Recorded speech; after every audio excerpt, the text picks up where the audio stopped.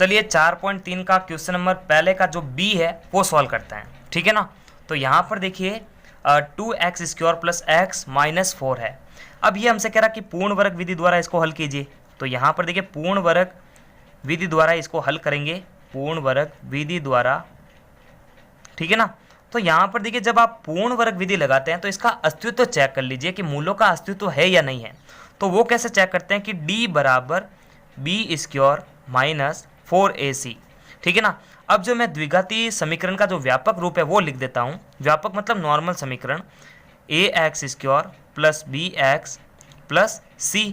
अब देखो इस समीकरण की तुलना दिए गए समीकरण से करने पर हमारे पास में a, b और c का वैल्यू निकल जाएगा।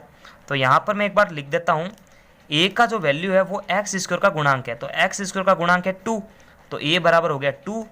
b बराबर होता है x का गुणांक, तो x का गुणांक यहाँ पर कोई है नहीं, तो यहाँ पर a की माना जाएगा। c हमारे पास में होगा कोई कांस्टेंट, तो कांस्टेंट हमारे पास में माइनस का 4 है। तो देखो ये सारे मान आ चुके हैं। अब यहाँ पर आप रख के इसको सॉल्व कर दो। तो यहाँ पर देखो d बराबर b² मतलब 1 का स्क्वायर माइनस 4 इंटू ए हमारे पास में 2 इंटू सी हमारे पास में माइनस का 4। तो यहाँ पर देखो 1 का स्क्वायर करने पर 1, अब देखो 4 दूनी 8, 8 दूनी 8 चौक 32। तो देखो ये भी माइनस है, ये भी माइनस है, तो ये प्लस का 32 हो जाएगा, क्योंकि माइनस माइनस प्लस हो जाएगा। 32 और 1 33।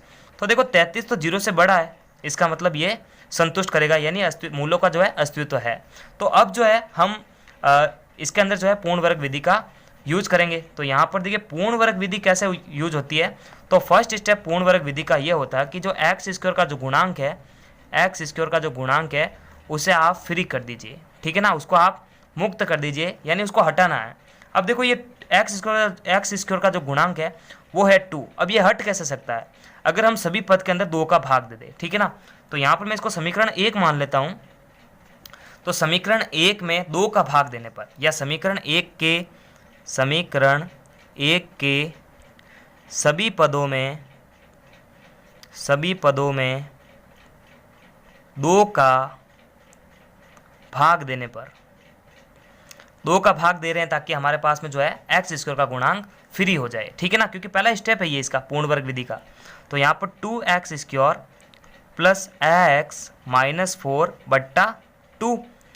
चलिए आगे बढ़ते हैं इसके बाद में। अब ये 2 जो है ना सबके नीचे है, तो यहाँ पर मैं इसको ऐसे लिख सकता हूँ ना, 2x² बट्टा 2 प्लस x बट्टा 2 माइनस 4 बट्टा 2, ऐसे लिखा जा सकता है, ठीक है ना। अब देखो ये 2 से 2 को काट देगा, ये 2 दूनी 4 हो जाएगा।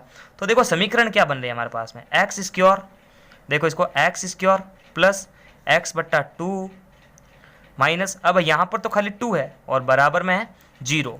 तो पहला स्टेप तो हमारे पास में सॉल्व हो चुका है। अब देखिए दूसरा जो स्टेप है उसको भी जो है यूज करते हैं। तो दूसरा स्टेप हमसे कह रहा है कि जो x का गुणांक है, x का जो गुणांक है, ध्यान देना यहाँ पर बहुत ही इंपॉर्टेंट स्टेप है ये, x का गुणांक उसका आधा आधा करके उसका वर्ग, और एक बार प्लस करना है एक बार माइनस करना है इसी समीकरण के अंदर, ठीक है ना। तो यहाँ पर देखो वापस इस स्टेप को जो यूज कर रहा हूँ मैं, x का गुणांक, अब देखो यहाँ पर x का गुणांक क्या है, 1/2 है ना, ऐसे लिख सकते हैं x इंटू 1/2। तो जो x का गुणांक है वो 1/2 है। अब 1/2 का भी आधा, तो अब देखो आधा करने के लिए किसी भी जो अंक है उसको 1/2 से मल्टीप्लाई करते हैं। तो 1/2 से मैं इसको मल्टीप्लाई कर रहा हूँ, तो देखो ये 1/4 हो जाएगा। अब देखो x के गुणांक का आधा, आधे का वर्ग, तो आधे का वर्ग इसका मतलब इस पर इस क्यों लगेगा, एक बार आप इसको जोड़ो एक बार इसको घटाओ, किसके अंदर, इसी समीकरण के अंदर, ठीक है ना।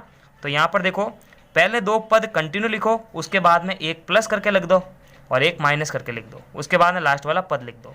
तो पहले तो 2 पद कंटिन्यू लिखना है, तो x² प्लस x बट्टा 2, अब देखो ये वाला प्लस 1/4 उसका वर्ग, क्योंकि देखो एक बार तो प्लस और एक बार यही माइनस, 1/4 उसका स्क्वायर, क्योंकि देखो ये x के गुणांक का आधा है, आधे का वर्ग है, जो एक बार जुड़ रहा है और एक बार घट रहा है, और ये माइनस का 2 वापस आ जाएगा, क्योंकि देखो अगर ये प्लस माइनस एक दूसरे को काट देंगे तो वापस हमारे पास में यही समीकरण आएगा, ठीक है ना। कभी भी मैथ्स के अंदर जो है आप कोई चीज़ मान रहे हैं प्लस और माइनस के अंदर, तो वापस वही चीज़ प्राप्त होनी चाहिए जो पहले थी, ठीक है ना। तो ये प्लस माइनस अगर एक दूसरे को काटेंगे तो वापस वही चीज़ प्राप्त होगी जो पहले हमारी समीकरण थी। अब देखिए क्या करते हैं, जो पहले वाले कंटिन्यू 3 पद है, देखिए तीसरा स्टेप क्या कहेगा, तीसरे स्टेप में हमेशा जो है a प्लस बी का होल स्क्वायर या फिर a माइनस बी का होल स्क्वायर वाली समीकरण जो है सर्वसमिका लगेगी।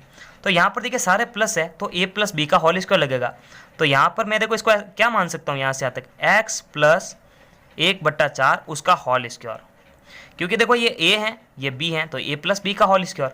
अब देखो पीछे वाले जो पद है ना इनको क्या करेंगे, वापस लिखेंगे 1/4 उसका स्क्वायर माइनस का 2 बराबर 0।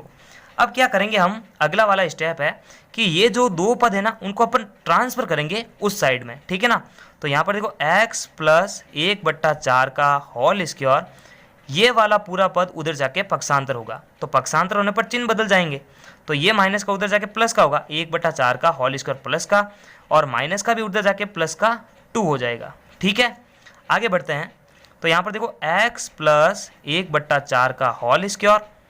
अब देखो इसको सॉल्व करो, अब ये स्क्वायर दोनों पर है तो 1 का स्क्वायर करने पर तो 1 आएगा, 4 का स्क्वायर करने पर 4 चौक 16, तो 1/16 प्लस का 2। अब मैं इसको सॉल्व कर रहा हूँ, ठीक है ना, इसको तो एक तरफ रख देते हैं, इसको सॉल्व करते हैं। तो देखो लसअप मत लो, इसको इससे और इन दोनों को एक दूसरे से, ठीक है ना। तो एक को 1 से करने पर 1 आएगा, 16 × 2 करेंगे 32 आ जाएगा, 16 × 1 करेंगे तो 16 आएगा। तो ये नई ट्रिक है, ठीक है ना, फास्ट तरीके से कैलकुलेशन करने का। तो देखो ये क्या बनेगा, 1 और 32 हो जाएगा 33 बट्टा 16, ठीक है ना। अब देखो हम लिखेंगे यहाँ पर पहले क्या था, x प्लस 1/4 का होल स्क्वायर बराबर में है 33/16।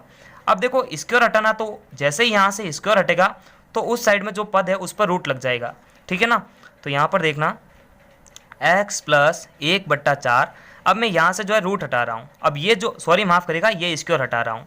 जैसे ही मैं स्क्वायर हटाऊंगा तो वो जो सामने वाला पद था इस पर रूट लग जाएगा, तो देखो यहाँ पर रूट लगेगा, और जब रूट लगेगा तो एक बार प्लस का चिन्ह एक बार माइनस का चिन्ह। तो देखो एक तो रूट सोल्व हो रहा है, एक रूट सोल्व नहीं हो रहा है, ठीक है ना। तो यहाँ पर देखो x प्लस 1/4 बराबर प्लस माइनस, देखो रूट 33 तो सोल्व होगा नहीं, लेकिन 16 का रूट सोल्व होगा, कितना आएगा 4 आएगा। अब क्या करो, देखो हमारा मेन मोटिव क्या था कि हमारे को जो है x का वैल्यू निकालना है। तो देखो x का वैल्यू निकालने के लिए इसको जो है उधर ट्रांसफर कर देंगे, तो वापस एक तरफ से जो है पक्षांतरण करेंगे। तो इस x को तो यहीं पे रख देंगे, इस 1/4 को उधर ट्रांसफर करेंगे, यानी रूट 33/4, एक बार प्लस का चिन्ह एक बार माइनस का चिन्ह, ये प्लस का उधर जाके माइनस का बनेगा। अब देखो हमारे को जो है x के दो मान निकालने हैं, यहाँ पर एक बार प्लस का चिन्ह यूज करो एक बार माइनस का चिन्ह यूज करो। तो यहाँ पर मैं एक बार प्लस का चिन्ह यूज करता हूँ, तो प्लस VE से, तो यहाँ पर x बराबर, अब देखो क्या आएगा, रूट 33, ये प्लस का है, ठीक है ना, तो लिखने की जरूरत नहीं है, माइनस 1/4, और देखो इसके नीचे भी 4 था। तो जैसे ही देखो हर समान होते हैं तो हर को तो एक बार लिखते हैं, तो हर एक बार लिखा गया, और अंशों की नॉर्मल जोड़ बाकी, तो रूट 33 माइनस 1। अब देखो जैसे ही मैं अगर माइनस का चिन्ह लगाऊंगा तो यहाँ पर देखो x बराबर रूट 33, अब यहाँ पर माइनस का चिन्ह आएगा, /4 माइनस 1/4। तो इसके अंदर भी सेम कैलकुलेशन है, तो x बराबर एक बार हर दोनों समान है तो एक बार हर लिखो, और अंशों की नॉर्मल जोड़ बाकी, तो रूट 33 माइनस का 1। तो ये हमारे पास में जो है x के दो मान आएंगे, ये देख सकते हैं आप, ठीक है ना। तो नमस्कार, थैंक्स फॉर वॉचिंग, और जो पूरे चैप्टर की प्लेलिस्ट की लिंक है आपको वीडियो के डिस्क्रिप्शन बॉक्स में मिलेगी, वहाँ जाकर आप बैक टू बैक सारे वीडियोस देख सकते हैं। तब तक के लिए लाइक सब्सक्राइब और शेयर करें। नमस्कार।